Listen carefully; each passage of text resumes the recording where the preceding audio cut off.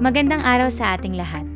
Para sa mga nais mag-avail at magkaroon ng kopya ng aming PowerPoint presentations, kasama ang daily lesson plan, summative at term exam, mag-message lamang sa aming Facebook page sa link na makikita sa comment section. Sa araw na ito, ating tatalakayin ang pag-usbong, saklaw at paraan ng imperialismo ng Spain at Portugal. Sa Amerika, India at East Indies, makikitang magkaiba ang naging lawak at pamamaraan ng pagkontrol ng dalawang bansang ito. Sa pamamagitan ng pagsusuri sa kanilang imperyo, mauunawaan natin kung paano ginamit ang teritoryo, kalakalan, at estratehikong lokasyon upang palawakin ang kanilang kapangyarihan. Bago natin malalimang talakayin ang paksa, balikan muna natin ang tatlong pangunahing lokasyon: ang Amerika, Goa, at East Indies. Ang mga lugar na ito ang naging sentro ng gawaing imperialista ng Spain at Portugal base sa ating mga naunang pinag-aralan. Sa pagtatapos ng talakayang ito, inaasahang maipapaliwanag natin ang katayuan, layunin, at saklaw ng imperyo ng Spain at Portugal. Makagagawa rin tayo ng paghahambing batay sa kanilang teritoryo, paraan ng pagkontrol, at interest. Higit sa lahat, mapahahalagahan natin ang pagsusuri sa epekto ng dayuhang kontrol sa karapatan at kabuhayan ng mga sakop na lipunan. Mahalagang maunawaan na hindi pare-pareho ang paraan ng mga Europeo sa pagpapalawak ng kanilang kapangyarihan. May dalawang pangunahing pamamaraan: ang pagkontrol sa malawak na teritoryo o ang pagkontrol sa mga estratehikong dongan at rutang pangkalakalan. Unahin natin ang Spain. Naging pangunahing kapangyarihan ng Spain sa Amerika at Pacific noong unang bugso ng imperialismong Europeo.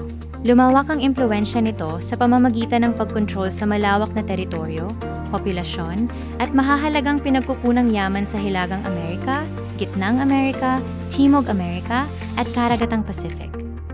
Ang paraan ng Spain ay nakatuon sa malawak na territorial na pamamahala. Nagtatag sila ng mga kolonya kung saan nagkaroon ng tuwirang pamamahala sa malawak na lupain. Kasama sa sistemang ito ang pamahalaang kolonyal, pangongolekta ng yaman, at pagpapatupad ng mga patakaran ng Spain. Ang lakas ng Spain ay talagang nakabatay sa malawak na territorial na control. Subalit sa paglipas ng panahon, humina ang dominanteng papel ng Spain dahil sa mga digmaan, pag-aalsa, at pag-usbong ng iba pang makapangyarihang estado. Naging mahahalagang simbolo ng paghina nito ang pagkatalo laban sa Estados Unidos noong taong 1898. Sa kabilang banda, ang Portugal naman ay gumamit ng kakaibang paraan. Hindi kailangang sakupin ng Portugal ang buong loob ng isang malaking lupain upang mapalawak ang kapangyarihan nito. Nakatuon ito sa pagkontrol sa mahahalagang dongan, himpilan, at rutang pangkalakalan sa Indian Ocean at East Indies, tulad ng Ormuz, Malacca, Ceylon, at Mombasa. Isang magandang halimbawa nito ay ang Goa sa India. Naging mahalagang sentro ng Portugal ang Goa dahil sa lokasyon nito sa rutang pangkalakalan ng Indian Ocean. Mula rito, naging mas madali ang pagkontrol at pag-uugnay ng mga kalakalan at himpilan ng Portugal sa Asya. Bumuo ang Portugal ng network ng mga dongan at himpilan mula sa Indian Ocean hanggang East Indies.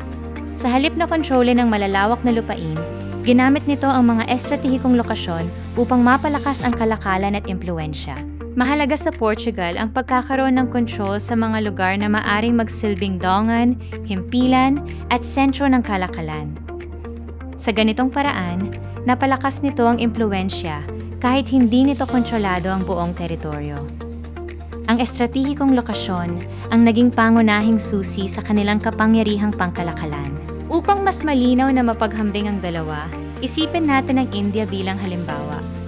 Maaring piliin ng isang imperyo na kontrolin ang malawak na teritoryo tulad ng ginagawa ng Spain, habang ang isa naman ay tutuon sa mahahalagang daungan upang maimpluwensyahan ang kalakalan tulad ng diskarte ng Portugal. Tingnan natin ang isang katotohanan noong taong 1510 kung kailan sinakop ng Portugal ang Goa sa India. Dahil sa lokasyon nito sa rutang pangkalakalan ng Indian Ocean, nagsilbi itong mahalagang sentro ng kalakalan at administrasyon ng Portugal sa Asya. Mula sa Goa, nakontrol at naugnay ng Portugal ang mga kalakalan patungo sa Persia, Arabia, Africa, at East Indies. Ang detalyeng ito tungkol sa lokasyon at pag-uugnay ng kalakalan ang nagsisilbing katibayan na mahalaga ang Goa bilang estratehikong bahagi ng rutang pangkalakalan ng Portugal sa Indian Ocean. Ang lokasyon ng Goa ay nagbigay sa Portugal ng access sa mahahalagang rutang pangkalakalan sa Indian Ocean patungong Persia, Arabia, Malacca, Africa, at East Indies. Ipinakikita nito na ang heograpiya ay maaaring gamitin upang palakasin ang kalakalan, impluensya, at kapangyarihan ng isang imperyo. Upang mas mapalalim ang ating pag-anawa, magkakaroon tayo ng gawain kung saan bubuo tayo ng comparison chart gamit ang mga impormasyong ating tinalakay at ang historical fact cards. Ihahambing natin ang dalawang imperyo batay sa kanilang sentro ng imperyo, layunin, paraan, kalakal o yaman, kalakasan, at paghina. Bilang pangwakas at exit ticket bago matapos ang ating sesyon, susulat ang bawat isa ng isang pagkakatulad at isang pagkakaiba ng Spain at Portugal gamit ang mga konkretong detalye mula sa mapa, talakayan, o fact card bilang batayan ng inyong sagot. Sa pangkalahatan, tandaan natin na magkaiba man ang paraan, parehong ginamit ng Spain at Portugal ang yaman, kalakalan, at estratehikong lokasyon upang palawakin ang kanilang kapangyarihan. Maraming salamat sa inyong pakikinig.